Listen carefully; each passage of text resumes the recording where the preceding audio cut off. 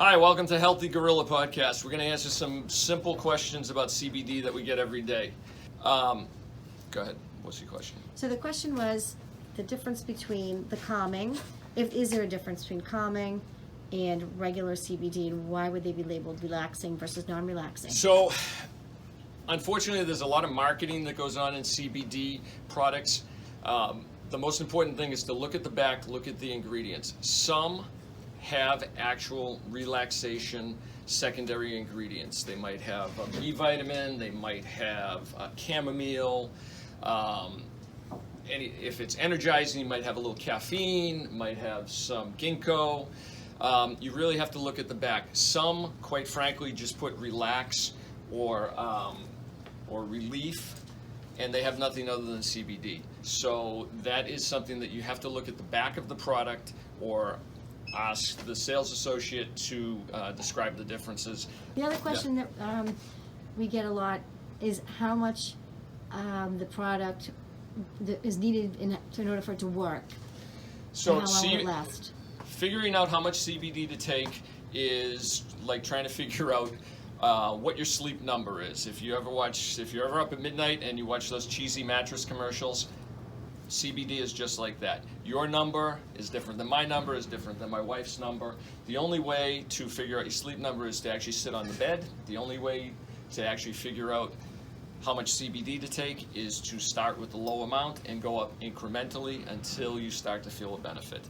So if you're trying CBD for the first time, the best thing to do is to measure your expectations and give yourself a week. Start at 5, try it for a day or two, go to 10 milligrams, try that.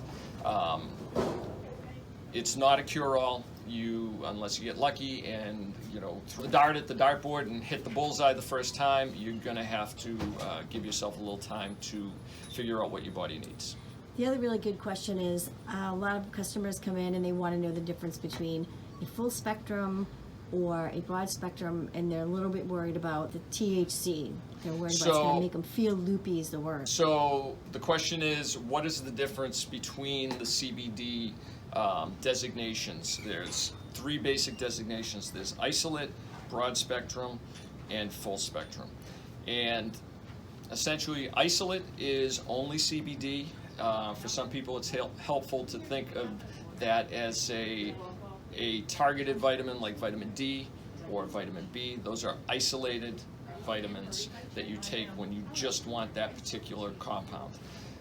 The difference between full spectrum and broad spectrum is simply whether or not there is THC in that product.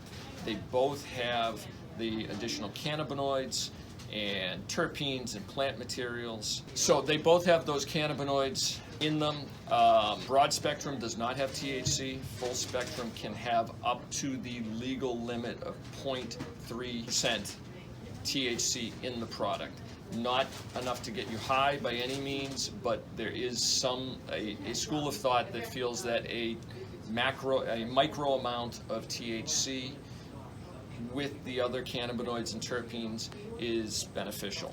So that's the difference between broad and full spectrum and isolate. So we got a question about the pets. So a lot of people come in, they want to get CBD for their pet, and they want to know if they can give them human CBD and what the difference would be between pet CBD and human and vice versa. So the question is difference between pet and human CBD? Yes. Not much. You can use human CBD on your pets. The difference is I would not give the pets French vanilla mocha or cinnamon flavored. I'm not sure your cat is going to enjoy French vanilla mocha. Also, we're not vets. We don't know what those other ingredients will do to your pet. Unflavored CBD is widely regarded as fine for pets. Obviously, consult your veterinarian if you have any questions, but that's the widely held belief. The other thing to consider is if it's specifically for your pet, I would recommend one that is based in salmon oil as opposed to coconut oil. Salmon oil will help with their joints. They might actually enjoy the taste of a fish oil versus coconut oil.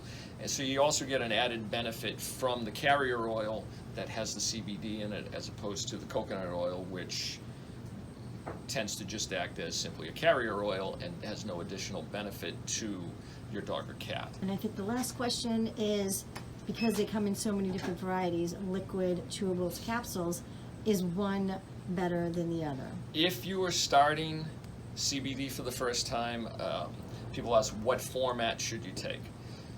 The answer is, once it gets into your system, it doesn't really matter. It's a chemical compound. It doesn't matter how it got there. However, in my opinion, I like people to start with an oil or a gummy. And the reason for that is, again, going back to how much CBD you should take, an oil or a gummy you can put into smaller you can buy a standard bottle, and then you can take varying degrees of it very easily. If you have a gummy, you can cut that gummy up into 3, 4, 5 pieces if you want. Very easy to incrementally go up. Same as an oil. You do not have to take a full dropper. You can take a half, a quarter. You can even measure it out in drops if you feel more comfortable that way. So it's a very good way to get a modestly priced bottle or package, and then experiment with what dose works for you. If you were to go with a capsule, which ultimately there's no problem whatsoever with capsules, but if you were to get a 20 milligram capsule and you find it's not quite enough, your next dose is 40. And most likely you will be somewhere between 20 and 40, but you are unable to figure out what that is, because I have yet to find a device that will cut a gel cap in half. So. Perfect. I think that's all the questions Okay. so far. Hit it. Thanks. Okay, we're going to do the rest of this one from the studio. The store was starting to get a little crowded. So, what 3 things to consider when choosing a topical CBD? Consideration number 1, potency. That would appear to be the easiest one, but it's not as easy as you think. Give you some examples. This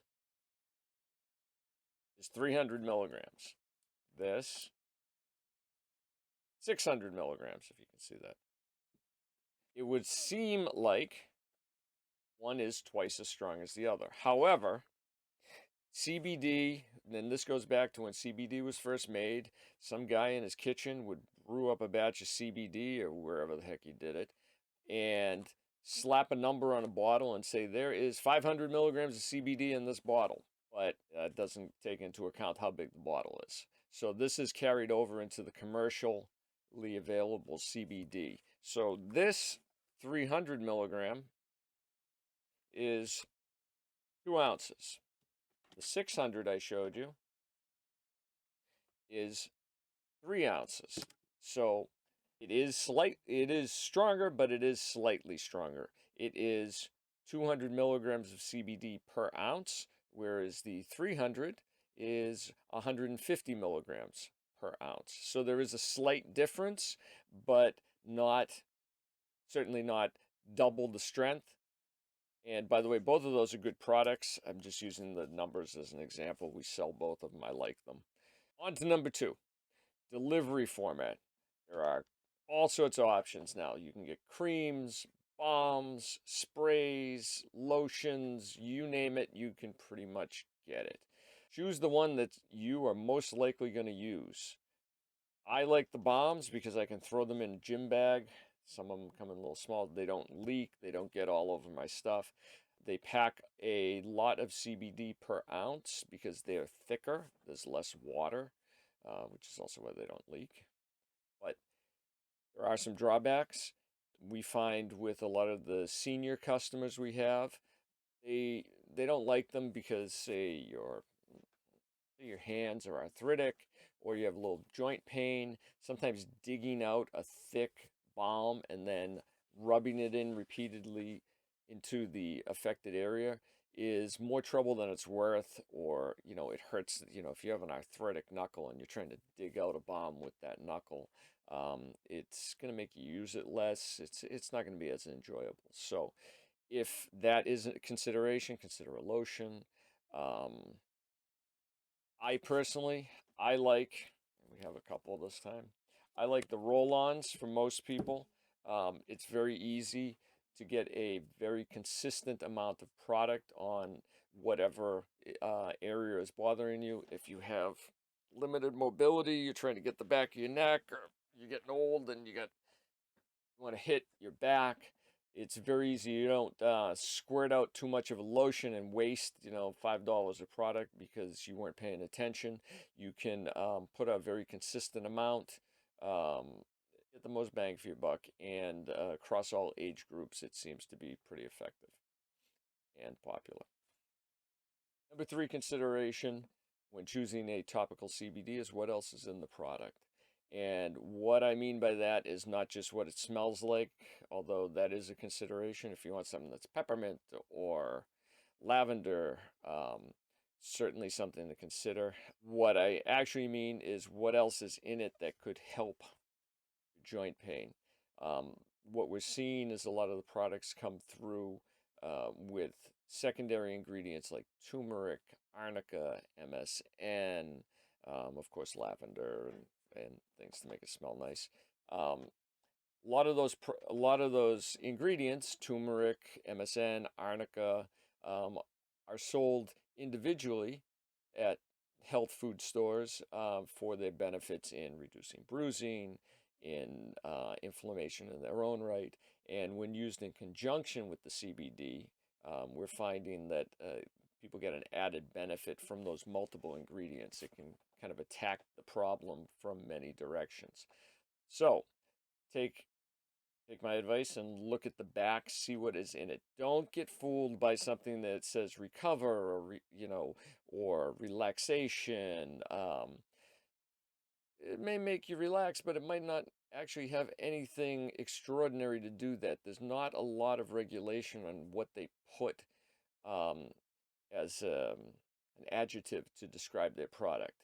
Um, if you look at the back of the ingredients and actually say, oh, wow, there's turmeric, that could actually help you. The fact that it says relax on the front may not do anything for you. So, hope that helps. Have a good day.